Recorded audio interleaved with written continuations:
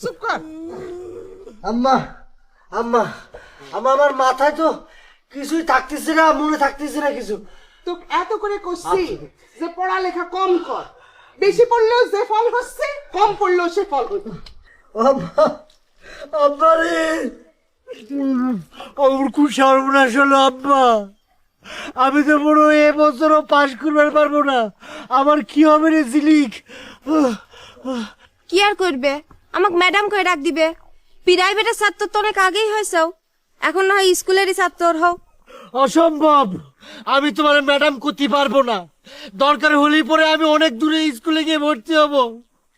আম্মা রে, তোমাকে এত কষ্ট করবে কয়েছে কিডা? সকলেই তো চাচ্ছে তুমি পড়াশোনা ছেড়ে দাও। কি কন চাচি, কথাটা ঠিক কইছি নে? দেখিস আম্মা, এখন আমি বুঝবার পারিছি কি জন্য আমি পড়তে পড়তে অজ্ঞান হয়ে যাচ্ছি। এই জিলিকা আমারে বরদোয়া দিয়েছে, ওরা আমার চোখের সামনে থেকে জাতি কম।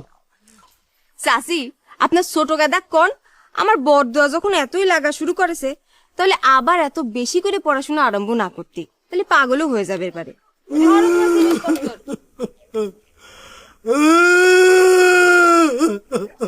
চুপ কর। আমার নতুন বই কিনতে হবে আমার।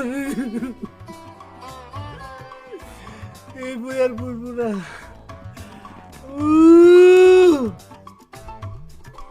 চাচা যাও তো, বিরক্ত কেন, যাও।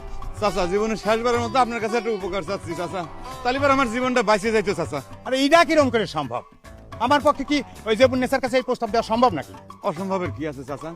আমার মনে কয় কি, জীবন্নেসার শাসনটা যদি আমি পাইতাম, তালিবারে আমার জীবনটা ভালো হয়ে যেত। আর একদিন ধরে আপনি যে কাজ কামের কথা কইছেন, সেটা করাও সম্ভব হইতো। চাচা, আপনার কাছে অনুরোধ করতেছি, খালি আপনি ব্যবস্থাটা করে দেন চাচা। আরে বাপু, আমার মনে হয় তুমি পারবে না। জেবুন্নেসা যেরকম রাগী মেয়ে, তার সাথে টিকা তোমার মতো মানুষের পক্ষে সম্ভব না। আপনি ভুল বুঝতেছেন চাচা। জীবন্নেসা হইলো গরম আর আমি হলাম নরম। গরমের সাথে নরমের জোড়াই তো বেশি টেকসই হয় চাচা। কিন্তু তোমার বাপ মা কি এ সম্পর্কে রাজি হবেনি? বাপ মা রাজি না হওয়ার তো কিছু নাই, তাগরে চিন্তা আপনার করা লাগবে না, আমি দেখবো না চাচা। ঠিক আছে, দেখি। কিন্তু আমি করলে তোমাকে কোনো কথা দিতে পারলাম না।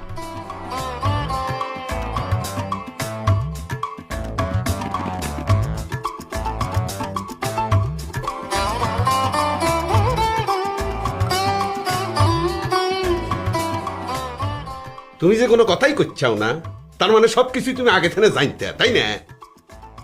আমি কাবা করে জানবো? বড় কথা আমার কিছু কয় আছে নাকি?